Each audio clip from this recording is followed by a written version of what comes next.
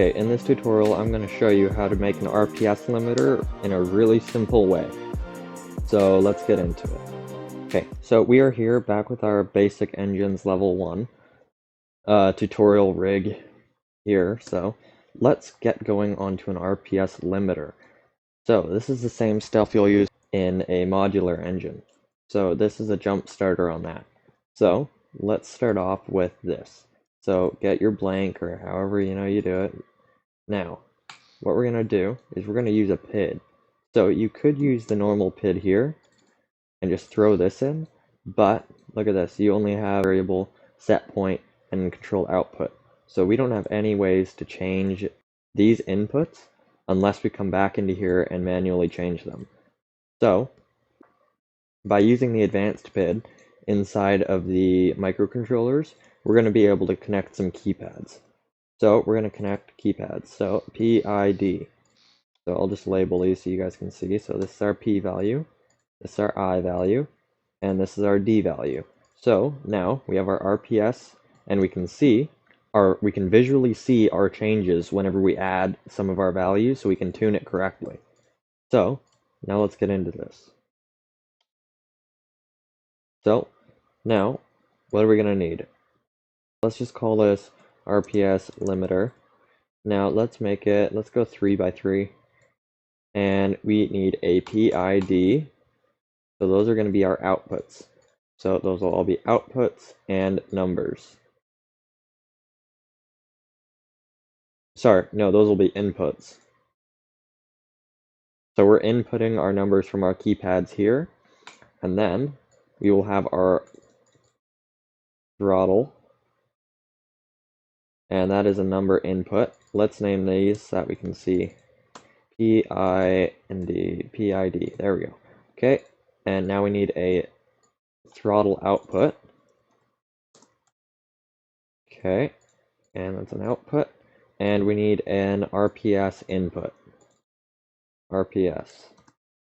Okay, make that a number. What we're going to be doing is we're going to take our throttle, and then we're going to put it through a PID, and then we're going to say, hey, we want our RPS here, and then it's going to take that through all of this, once we're done our numbers, and then it's going to take our RPS, and it's going to say, here's where we are, this is where we want it, and then it's going to bring our throttle to that, and then it'll output it. So we want it, so that'll hopefully put us at whatever RPS we limit it to. So let's go into the logic now. So let's move this down. Okay, so our RPS, throttle out, throttle in, P, I, and D. So we'll put those out there. Okay, so let's start off with our PID. So let's grab an advanced PID. So, perfect. So we'll grab this. And as you can see, it's got all of the nodes. So set point, process variable, proportional gain, integral gain, derivative gain, and our active. So actually, let's go back and we'll add one more. We'll just do turn on. Turn on. And that'll be an input.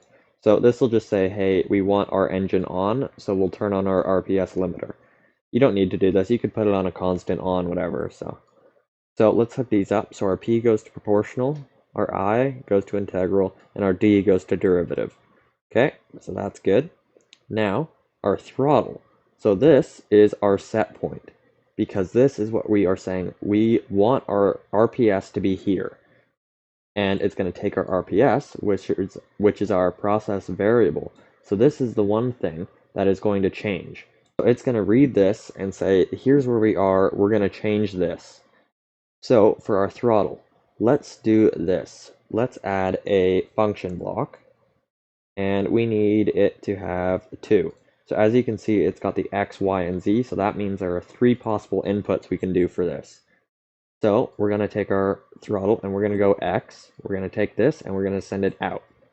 And we don't want this connected to there too. We just want it to go through here. So now let's grab a property. So we'll go like this, and we'll add this to the Y. So this is going to be our max RPS. So we can change this. So let's just make this 10. So now whenever we go into select mode while we're building, we can change our max RPS whenever. Okay, so Now, what we're going to do is we're going to take X. So throttle is X, as you can see here, and property number, so our max RPS is Y. So whenever our throttle is full, it's going to be giving us a 1, right? So we don't want to put a 1 to here because it's going to say, hey, we want our RPS to be 1. So we're going to take X and we're going to times it by Y. So whatever the throttle is, we're going to times it by this. So it's always going to be 1 at max. So if we times this by 10, it's going to be 10 RPS. If we change this to 20, it's going to be max RPS is 20, and it's going to output that. So let's hook this RPS up. I accidentally disconnected that. Now we'll take our output, and that's just going to go right to the throttle. So that's it. It's pretty basic. So we'll go into the PID tuning now. So let's update this. I got to go back in here real quick. I got to turn these around. So this is the processable variable. The throttle is your set point. So I had those mixed up. Sorry. So we'll update that now. So now let's hook stuff up. So our turn on is going to go to our key. Our throttle is going to go to our throttle, RPS to RPS. Throttle out to your engine.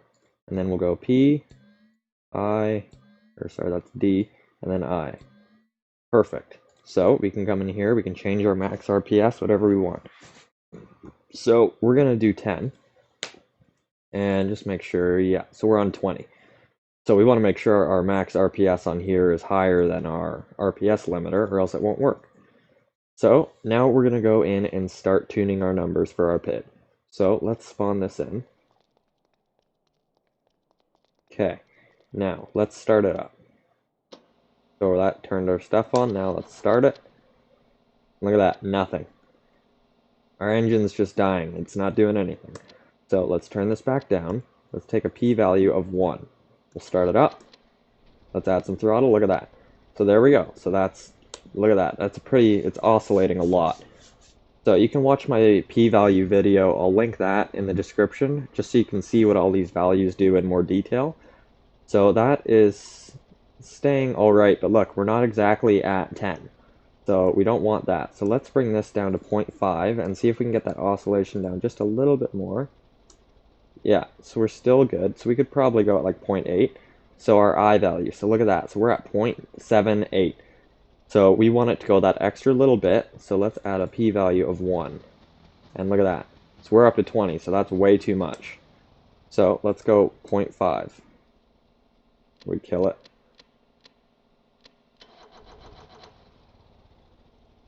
Okay, so that's way too high. So let's go 0.01. So you can see it's revving up and then going down and then starting up again. So that's not good. Okay, so that's pretty good. We're at 0.01. So your I value is always super low. And look at that. We're on there. So that's perfect. We're still like going up and down, but that's 0.000001. That's changing. So that doesn't matter at all. Now your D value, let's just go the same. So let's go 0.01.